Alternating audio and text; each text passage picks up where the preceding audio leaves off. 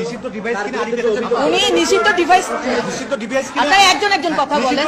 নিষিদ্ধ ডিভাইস কিনে আড়ি পেতেছেন কোনে? এটা নিয়ে ওনার কি ব্যক্তিগত পয়সা দিয়ে উনি নিষিদ্ধ ডিভাইস কিনেছেন? ওই অফিসে কোনো আয়নাঘর নেই এবং উনি কখনো ডিজিএফআই তে চাকরি করেননি।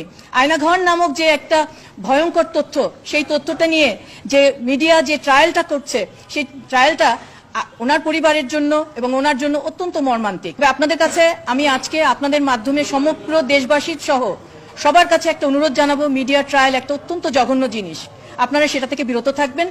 জিয়াউল হাসানের নাম শুনলে সবার যে আপনাদের টিভির বা আপনাদের মিডিয়ার আমার ধারণা একটু সবাই শোনে, কারণ তাকে যেভাবে উপস্থাপন করা হচ্ছে এটা সম্পূর্ণ ভুলভাবে উপস্থাপন করা হচ্ছে।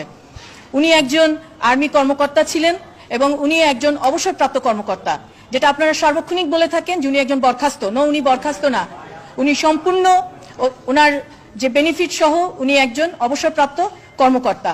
আপনারা দয়া করে আমার এই কথাটুকু সবাইকে জানিয়ে দিবেন।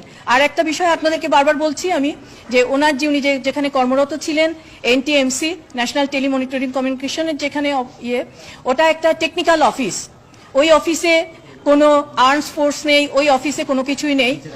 হ্যাঁ, আয়নাঘর নেই, ওই অফিসে কোনো আয়নাঘর নেই এবং উনি কখনো ডিজিএফআই তে চাকরি করেননি। আয়নাঘর নামক যে একটা ভয়ঙ্কর তথ্য, সেই তথ্যটা নিয়ে যে মিডিয়া যে ট্রায়ালটা করছে, সেই ট্রায়ালটা ওনার পরিবারের জন্য এবং ওনার জন্য অত্যন্ত মর্মান্তিক। আমি আপনাদের অনুরোধ করব, আপনারা এই কাজটা করবেন না। একটা মানুষকে মিডিয়া ট্রায়ালের মাধ্যমে তাকে হেয় করার কোনো অধিকার কারো নাই। এটা বাকস্বাধীনতা নয়।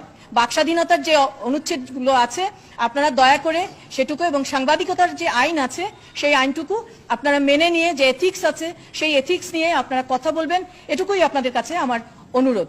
সবকিছু বের হয়ে আসবে। এনটিএমসি হচ্ছে একটা, এটা আমি বলবো অনেকটা লাইব্রেরির মতো। এখানে এটা একটা প্ল্যাটফর্ম। এই প্ল্যাটফর্মে এটা হচ্ছে একটা ডিজিটাল প্ল্যাটফর্ম, যে প্ল্যাটফর্মকে সমস্ত ল এনফোর্সিং এজেন্সিগুলো ব্যবহার করে। অর্থাৎ এখানে যেমন ধরেন আপনি একটা লাইব্রেরিতে গেলেন, একজন লাইব্রেরিয়ান থাকে এবং লাইব্রেরিতে আমি যে বই পড়বো, আমি যখন একজন মেম্বার, আমি বইটা আনতে যাব, আমার নামে বইটা ইস্যু হবে। এখন আমি কোন বইটা পড়বো, ইতিহাসের বই পড়বো না গল্পের বই পড়বো, it's totally depends up to me, আমার উপরে ডিপেন্ড করবে। এটা যিনি বই ইস্যু করেন এটা তার কোনো দায় দায়িত্ব না, যেহেতু এগুলো সমস্ত সাবজুডিস ম্যাটার, যেহেতু এগুলো ট্রায়ালে চলছে, কোনোটাই কিন্তু কিছু না। যেটা হচ্ছে এখন যে ওনাকে বলা হচ্ছে যে উনি এই করেছেন, উনি ওই করেছেন, উনি কোনোদিন কিন্তু উনি নারায়ণগঞ্জের সাতক্ষণ নিয়ে যখন মামলা কথা হবে তখন বলা হবে এগুলো সম্পূর্ণ ভুল। ওনার এটা কোনো করেইনি, এটা আপনি বলবেন। নিষিদ্ধ ডিভাইস কিনে আড়ি পেতেছেন উনি নিষিদ্ধ ডিভাইস নিষিদ্ধ ডিভাইস আপনারা একজন একজন